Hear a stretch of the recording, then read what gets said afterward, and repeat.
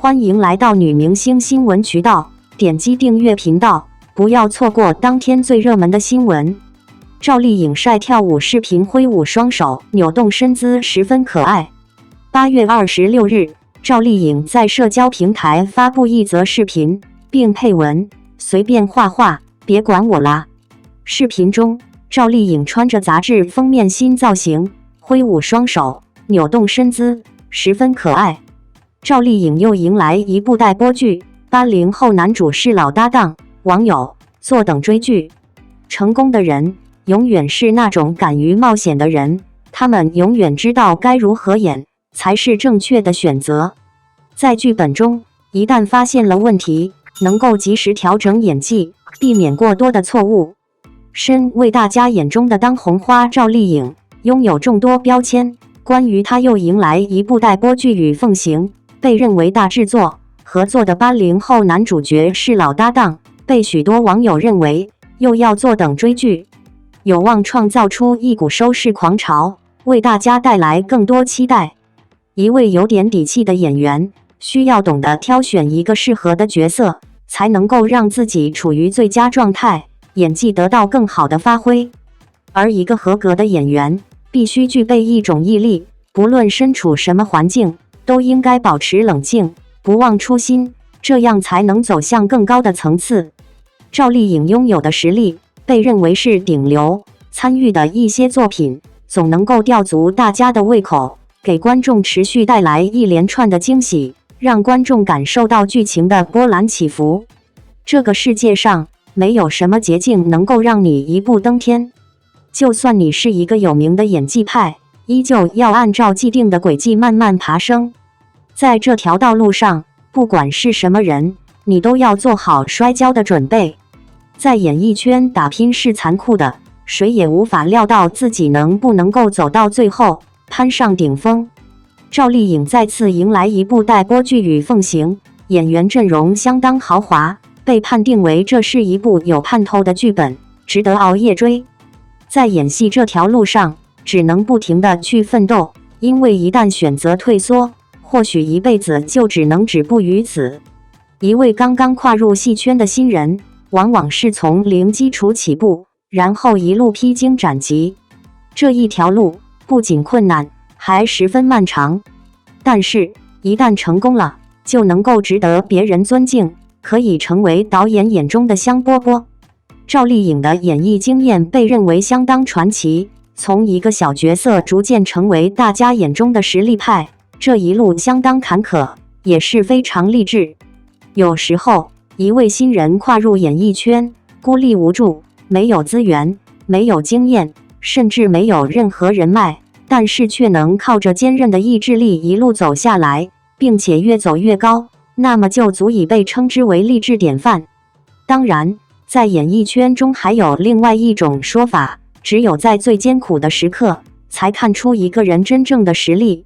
与凤行剧组还爆料了更多信息，邀请了林更新担任男主戏份，与女主角还是老搭档。总之，在娱乐圈中，你要想成功，不光需要演技和努力，运气也很重要，毕竟你也不知道哪一个时间点会碰到机遇或者是失败，你也无法提前预测会不会在某个瞬间突然爆红。但是只要能坚持下去，总归有希望，盼来曙光。林更新涉足的作品非常丰富，各式各样的题材能够被他拿捏得十分到位，总能够呈现出一个活灵活现的角色，让观众陶醉在剧情中，感受到剧情的精彩。这个世界上不缺少奇迹，缺的只是坚持的信念。不要因为一些挫折，从而影响你的斗志，挫伤你的锐气。一句话，在演艺圈里，只有不断的尝试，不断的寻找机会，不断的战胜敌手，直到达成目标为止。这条道路是孤单的，是寂寞的，但同时又是充满了激情的。非常看好赵丽颖引来一部待播剧，与80后男主角合作出演一部古装剧，网友认为坐等追剧。与凤行赵丽颖林更新楚乔传后二搭，男主女主人设好期待。还记得那年夏天，楚乔传热播，从头到尾一集不落的在家里的电视上追完了这部剧，狠狠地为结局里沉在水里至今还没被捞起来的宇文玥流泪了。没想到哇，时隔5年，我的星月 CP 又在续前缘了。与凤行6月官宣了主演阵容，赵丽颖临更新二搭，定了。与凤行和已经播了的《招摇苍兰诀》等都是九路飞香的小说，原来的名字叫《本王在此》。小说不到30万字，但是故事很精彩。以下是小说剧透。右括号，女主沈离是魔界衔珠而生的碧苍王，她英勇善战，勇猛直接，烂漫不羁。在她千岁之际，9重天上一纸婚约，将她和天帝的孙子芙蓉君捆绑到一起。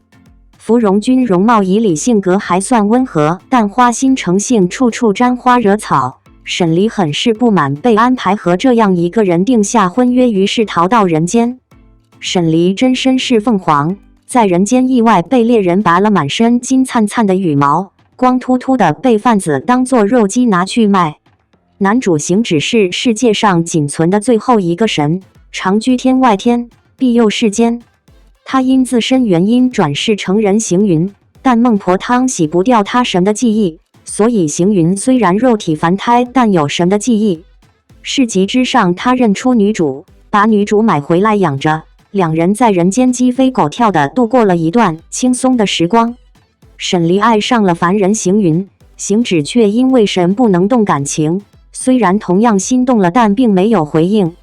魔界找到沈离，行云受伤，沈离为了救行云的命，放弃了逃跑，被抓了回去。行云记在人间孤独的过了几十年，在见面后已是神行止。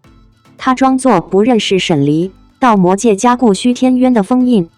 1000年以前，上界魔主6名不满天界凌驾于魔界之上，用旁门左道炼制出强大的妖兽，为祸四方。神行止开辟新境界及虚天渊，以5行之力将所有妖兽封印其中。神爱上一个人其实并没有什么事，神不是不能动感情，只是不能因为动感情而做出逆天道的事。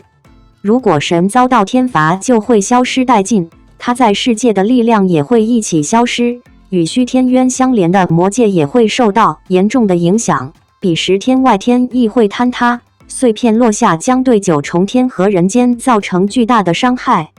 所以行止不能让自己爱上谁，但是他又爱上了沈离。他一面不让沈离爱他，一面有若有似无的故意吸引他。两个人经历了很多的事情，直到沈离被6名的残留部下附生在东海重伤，战况惨烈，世人一度认为他们同归于尽。行止疯了，他冰冻东海10日寻找沈离而不得，痛苦让他意识到爱无法压制，即使他是神。幸好沈离没有死，只是受了很重的伤，被曾经的兄弟、战友、部下，其实是伪装的6名妾室的一父子磨坊救出来。行止终于在2块礁石之间发现了女主，他再次隐藏身份，以一个普通渔夫的模样陪伴沈离养伤。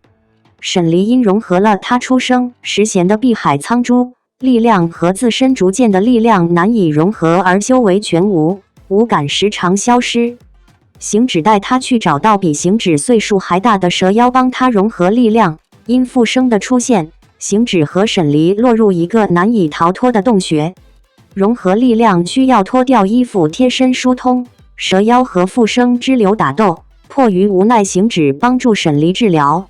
只求沈离直视心中欲望，行止也释放禁锢自己的枷锁，两人两心终于完全坦诚相待。复生的阴谋全盘暴露，他疯狂的想要复辟6名的计划，几乎癫狂。后面还有更精彩的情节，关于沈离的身世、那颗珠子的来历、一些命运。总的来说，这篇小说真的还挺精彩的，泪点也有，无奈也有，热血也有，超级期待星月夫妇的演绎。